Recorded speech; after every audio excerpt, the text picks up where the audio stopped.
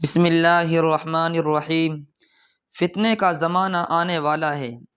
حضرت ابو ہریرہ رضی اللہ عنہ سے روایت ہے کہ ان رسول اللہ صلی اللہ علیہ وسلم قال بادروا بالاعمال الصالحہ فتکون فتن كقطع اللیل المظلم یصبح الرجل مؤمنا ویمسی کافرا ویمسی مؤمنا ویصبح کافرا یبیع دینہ بعرض من الدنیا۔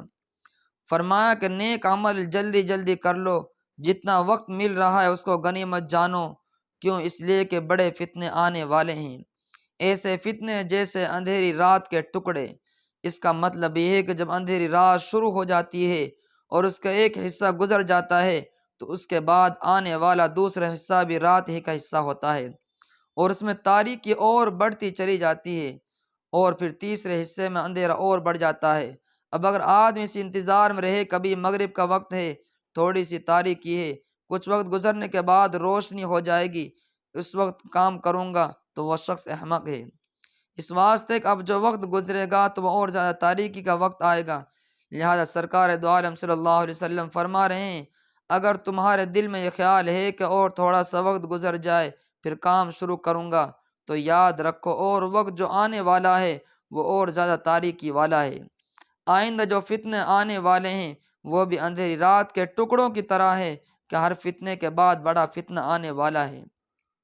پھر آگے فرمایا کہ صبح کو انسان مؤمن ہوگا اور شام کو کافر ہو جائے گا، یعنی ایسے فتنے آنے والے ہیں جو انسان کے ایمان کو سلب کر لیں گے۔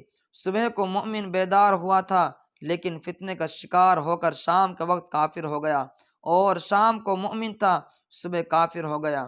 یہ کافر اس طرح ہو جائے گا کہ اپنے دین کو دنیا کے تھوڑے سے ساز و سامان کے بدلے میں بیچ ڈالے گا۔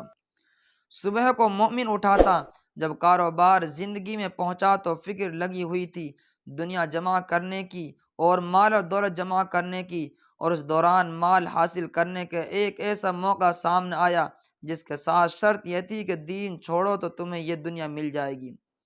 اب اس وقت دل میں کشمکش پیدا ہوئی، اپنے دین کو چھوڑ کر یہ مال حاصل کر لوں یا اس مال پر لات مار کر دین اختیار کر لوں؟ لیکن چونکہ وہ شخص پہلے سے ٹلانے کا عادی بنا ہوا تھا، اس لیے اس نے سوچا کہ دین کے بارے میں بعض پرس معلوم نہیں کب ہوگی، کب مریں گے اور کب حشر ہوگا، کب ہمارا حساب کتاب ہوگا، وہ تو بعد کی بات ہے، ابھی فوری معاملہ تو یہ ہے کہ مال حاصل کر لوں۔ اب وہ دنیا کا سامان حاصل کرنے کے لیے اپنا دین بیچ ڈالے گا۔ اس لیے فرمایا کہ صبح کو مومن اٹھاتا اور شام کو کافر ہو کر سویا۔ اللہ تعالیٰ محفوظ رکھے، اللہ تعالیٰ بچائے، آمین یا رب العالمین۔